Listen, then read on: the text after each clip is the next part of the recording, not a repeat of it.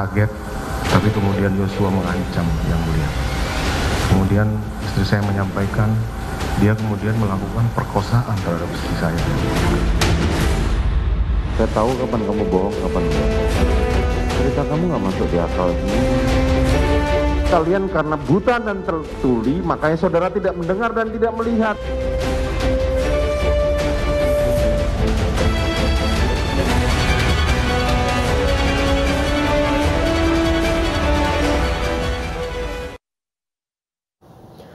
Anda kembali di iNews Prime bersama saya Abraham Silaban. Pemirsa, Jaksa Penuntut Umum menanggapi pledoi yang sebelumnya dibacakan oleh Putri Chandrawati. Jaksa meminta hakim menolak seluruh dalil pembelaan Putri dan menetapkan Putri terlibat pembunuhan berencana Yosua Huta Barat.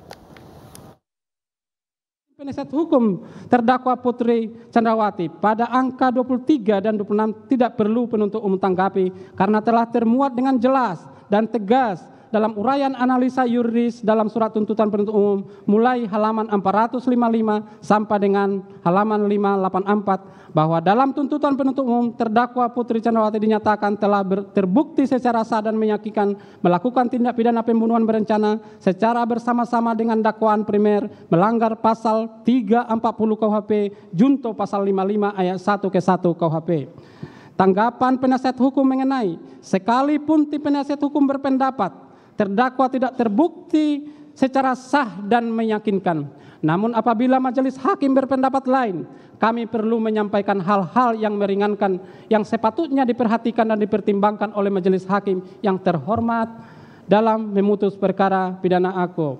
Permohonan tim penasihat hukum terdakwa Putri Chandrawati dalam hal ini patut dikesampingkan karena meskipun terdakwa Putri Chandrawati selama persidangan bersikap sopan, akan tetapi terdakwa Putri Chandrawati melakukan pengingkaran yang dituangkan dalam pledoi tim penasihat hukum maupun pledoi yang dikemukakan oleh terdakwa Putri Chandrawati sendiri. Faktanya, terdakwa Putri Chandrawati berbelit-belit dalam memberikan keterangan di persidangan dengan dalih lupa dan pada saat majelis menanyakan apakah dengan kejadian mengakibatkan korban Nopriansa Yosua Huta Barat meninggal dunia karena ditembak ada perasaan menyesal dan atas pertanyaan majelis tersebut, terdakwa Putri Chandrawati menjawab bukan penyesalan tetapi lebih kepada menjadi pelajaran hidup. Bahwa oleh karena semua dalil tim penasihat hukum terdakwa Putri Chandrawati tidak berdasarkan hukum dan tidak terbukti, maka kami penuntut umum memohon kepada Ketua Majelis Hakim yang memeriksa dan mengadili perkara atas nama terdakwa Putri Chandrawati agar mengesampingkan dalil-dalil yang dikemukakan dalam pledoinya dan menyatakan terdakwa Putri Chandrawati terbukti secara sah dan meyakinkan melakukan tindak pidana pembunuhan berencana secara bersama-sama sebagaimana dakwaan primer melanggar pasal 340 KUHP junto pasal 55 ayat 1 ke 1 KUHP. Bahwa terhadap hal-hal lain yang termuat dalam pledoi penasihat hukum yang belum terbantahkan dalam replik penuntut umum ini, maka penuntut umum menyatakan tanggapan tim penasihat hukum dalam pledoi telah terbantahkan dalam replik ini yang merupakan satu kesatuan dengan surat tuntutan penuntut umum yang telah dibacakan pada hari Rabu tanggal 18 Januari 2023. Jaksa Penuntut Umum hari ini menanggapi nota pembelaan atau pledoi terdakwa Richard Eliezer di Pengadilan Negeri Jakarta Selatan. Dalam repliknya, jaksa menolak nota pembelaan Eliezer dan meminta hakim menjatuhkan tuntutan yang sudah diputuskan oleh penuntut umum. Dari pendapat tersebut adalah adanya paksaan dalam bentuk kekerasan atau ancaman kekerasan dari orang yang memaksa dan mempunyai pengaruh yang sedemikian rupa. Bahwa dari keterangan terdakwa Richard Eliezer Pudiang Lumiu tidak tergambar adanya paksaan baik dalam bentuk kekerasan maupun ancaman kekerasan yang mempunyai pengaruh demikian rupa dari saksi Perdi Sambo yang mengakibatkan terdakwa Richard Eliezer Pudiang Lumiu dalam keadaan tertekan secara psikis sehingga langsung mengiyakan perintah dari saksi Perdi Sambo tersebut bahwa teriakan Perdi Sambo dengan kata-kata, "Woi, kau tembak, cepat, cepat kau tembak," juga tidak termasuk paksaan baik dalam bentuk kekerasan maupun ancaman kekerasan yang mempunyai pengaruh demikian rupa yang dapat mengakibatkan terdakwa Richard Eliezer Pudiang Lumiu dalam keadaan tertekan secara psikis. Dengan demikian, dalil-dalil penasihat hukum harus dikesampingkan. Berdasarkan keseluruhan uraian tersebut di atas, kami tim penuntut umum dalam perkara ini berpendapat bahwa pledoi tim penasihat hukum haruslah dikesampingkan karena uraian-uraian pledoi penasihat hukum tidak memiliki dasar yuridis yang kuat yang dapat digunakan untuk menggugurkan surat tuntutan penuntut umum. Berdasarkan hal-hal tersebut di atas, penuntut umum memohon kepada majelis hakim yang memeriksa dan mengadili perkara ini untuk 1. Menolak seluruh pledoi dan dari tim penasihat hukum terdakwa Richard Eliezer Budiang Lumiu. 2. Menjatuhkan putusan sebagaimana diktum tuntutan penuntut umum yang telah dibacakan pada hari Rabu tanggal 18 Januari 2023.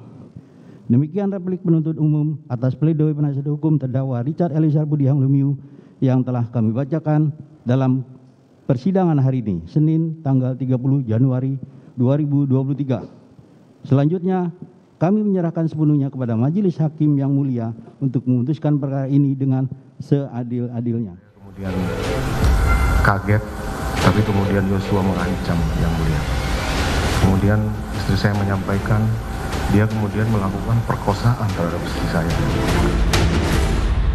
Saya tahu kapan kamu bohong, kapan enggak. Cerita kamu nggak masuk di akal. Kalian karena buta dan tertuli, makanya saudara tidak mendengar dan tidak melihat.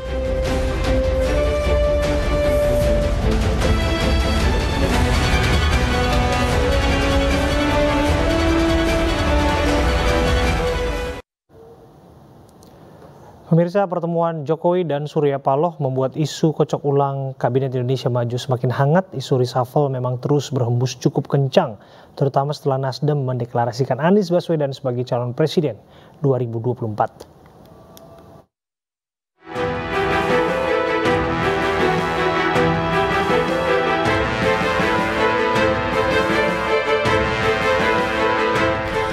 Pertemuan Presiden Joko Widodo dan Ketua Umum Partai Nasdem Surya Paloh pada Kamis minggu lalu membuat isu kocok ulang kabinet memanas. Banyak pengamat yang menyimpulkan pertemuan tersebut tak terlepas dari persoalan Anies Baswedan. Anies merupakan calon presiden yang diusung oleh Partai Nasdem.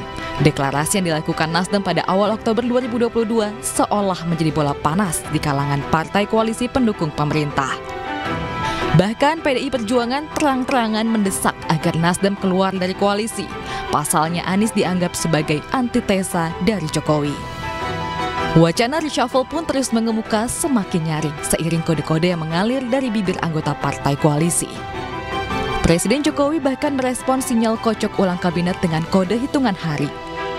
Menjelang Rabu Pon, isu tersebut semakin menguat lantaran Presiden Jokowi memiliki tradisi mengumumkan hal-hal penting di hari tertentu. Dalam Kabinet Indonesia Maju, Partai Besutan Surya Paloh mendapat 3 jatah kursi menteri pada periode kedua pemerintahan Jokowi.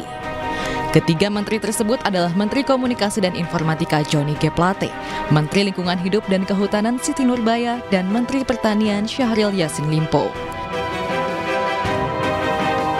Ketika wacana kocok ulang kabinet beriak dan isu menteri akan kembali berganti, Nasdem menegaskan mengikuti keputusan Jokowi. Bahkan ketika kabar Johnny G. Plate akan dicopot dari kursi Menkominfo berhembus kencang. Sekjen Nasdem ini menegaskan bahwa dirinya masih menjalani tugas dan fungsi yang dipercayakan oleh Jokowi. Urusannya presiden dicampur-campur, itu prerogatif presiden, serahkan pada presiden kok. Seluruh partai harus terima apapun keputusannya presiden. Ya, dan jangan ada yang berlagak menjadi presiden saat ini. Saat ini presiden kita namanya siapa? Tahu nggak? Pak Presiden Joko Widodo. Jangan ganti namanya dengan yang. Kini, isu perombakan atau reshuffle Kabinet Indonesia Maju semakin menguat dengan kode-kode yang terus dilontarkan. Romansa antara PDI Perjuangan dan Partai Nasdem yang dinilai tidak lagi seirama disebut-sebut jadi dorongan dilakukannya kocok ulang Menteri Jokowi. Sementara isu reshuffle menguat, Partai Keadilan Sejahtera baru saja memastikan dukungan terhadap Anies Baswedan sebagai calon presiden 2024. PKS menyebut pengumuman resmi partai akan secara langsung dideklarasikan pada 24 Februari mendatang. Partai Keadilan Sejahtera PKS menyatakan konsisten menjadi bagian dari partai pendukung Anies Baswedan di Pilpres 2024. Dengan demikian, Anies Baswedan telah menggenggam tiket calon presiden 2024 karena telah memenuhi syarat dukungan presidensial threshold 20%. Tim kecil dari rencana koalisi partai pendukung Anies Baswedan yaitu Partai Nasdem, Partai Demokrat, dan PKS secara mendadak berkumpul di Bandara Internasional Soekarno-Hatta, Tangerang, Banten, Senin sore. PKS memastikan sikap politik untuk konsisten mendukung pencalonan Anies Baswedan di pemilu 2024. Keputusan diambil usai tim kecil berkunjung dan berdiskusi dengan Ketua Majelis Suro PKS.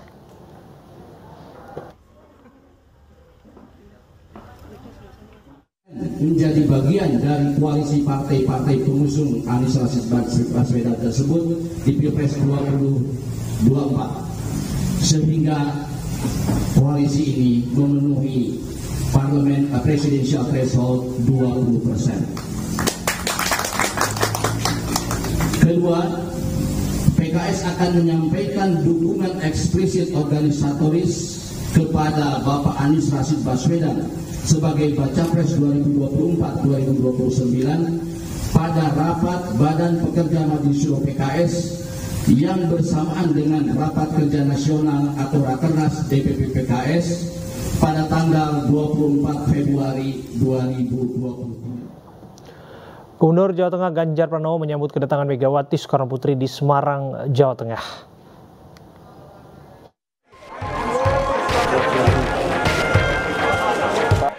Gubernur Jawa Tengah Ganjar Pranowo menyambut kedatangan Ketua Umum PDI Perjuangan Megawati Soekarno Putri di Semarang, Jawa Tengah. Pertemuan Ganjar dan Megawati adalah untuk menghadiri pelantikan Hevearita Gunaryanti Rahayu sebagai Wali Kota Semarang. Namun, momen ini mencuri perhatian. Duduk berdampingan, Ganjar dan Mega mengobrol santai. Spekulan renggang hubungan antara Megawati dan Ganjar sempat bergemuruh seiring nyaring dukungan untuk Ganjar nyapres di pemilu 2024. Ibu Mega dan hadirin sekalian, saat ini ada 9 perempuan yang menjadi kepala daerah di Jawa Tengah. Dan 7 diantaranya lahir langsung dari rahim PDI Perjuangan. Selain Megawati, hadir pula Sekjen PDI Perjuangan Hasto Kristianto dan Menteri Pemberdayaan Perempuan dan Perlindungan Anak I Gusti Ayu Bintang Darmawati. Dari Semarang, Jawa Tengah, Kristadi, iNews melaporkan.